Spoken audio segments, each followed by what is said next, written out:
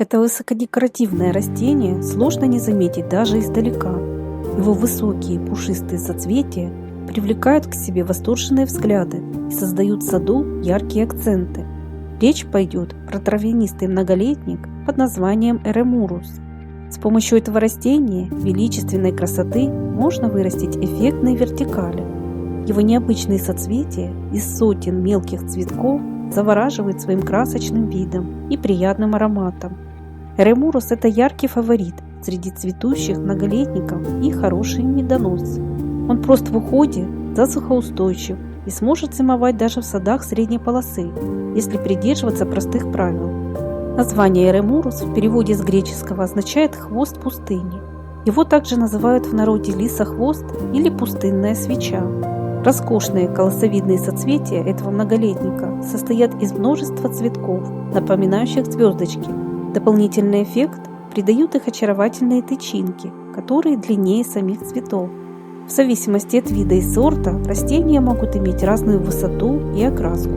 Цветы бывают белой, желтой, оранжевой, розовой, даже медных расцветок. Высокие сорта достигают высоту 2,5 метра, но есть и низкорослые виды. Уже ранней весной эремурус наращивает густые пучки из узких прикорневых листьев. Удлиненная зеленая листва эремуруса придает посадкам дополнительную графичность, но уже со второй половины лета они начинают отмирать. В этот период растение готовится к покою, поэтому поливы эремуруса в августе даже противопоказаны. Зацветает эремурус с конца весны по июнь-июль, в зависимости от региона произрастания. Некоторые виды цветут достаточно долго, около месяца-полтора. Такое необычное и экзотическое на вид растение легко украсит ваш сад и удивит всех ваших гостей и соседей. Особо красиво выглядят массовые посадки эремуруса. Его шикарные цветочные метелки привлекут на себя все внимание. С помощью этого многолетника можно не только преобразить территорию сада. Эремурусы удачно прикроют вид старых стен, хозяйственной постройки или некрасивый забор. К тому же их эффектные соцветия способны долго стоять в срезке. Согласитесь, что букеты из цветов эремуруса выглядят просто роскошно и весьма необычно. Такие вы навряд ли встретите в магазине. Стоит сказать, что в садах средней полосы этот многолетник пока еще мало кто выращивает. Для многих это растение – настоящая диковинка. Создается впечатление, что такой яркий экзотический цветок, необычный и даже броской красоты, требует к себе повышенного внимания по уходу и особых климатических условий. На самом деле эремурус крайне прост в выращивании. С ним вполне справятся даже начинающие садоводы. Более того, он отлично переносит засуху и способен расти на самых солнечных участках. Однако его необычные корни, похожие на осьминогов, не терпят чрезмерной влаги. В посадочную яму обязательно укладывать слой дренажа.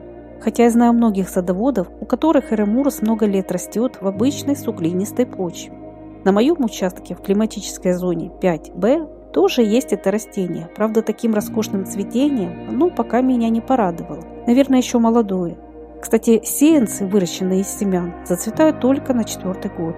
Мой эремурус тоже растет в суглинке и уже удачно пережил пару зим, даже без дополнительного укрытия.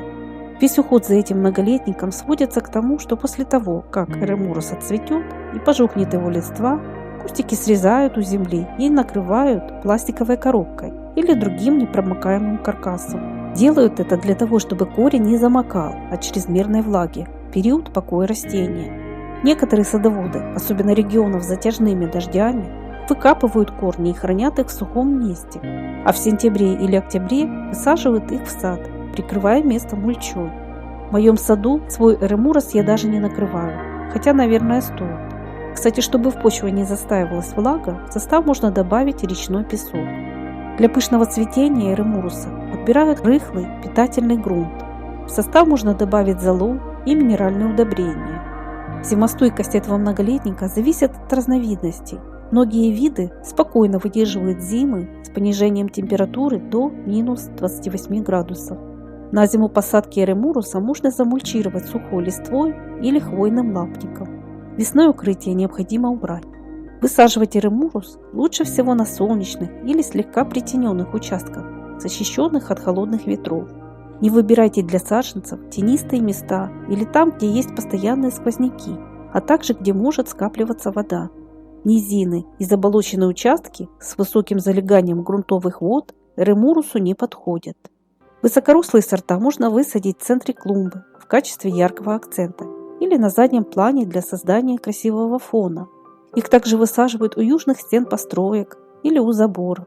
Низкорослый эремурус подойдет для альпийской горки, каменистых садов и ракариев.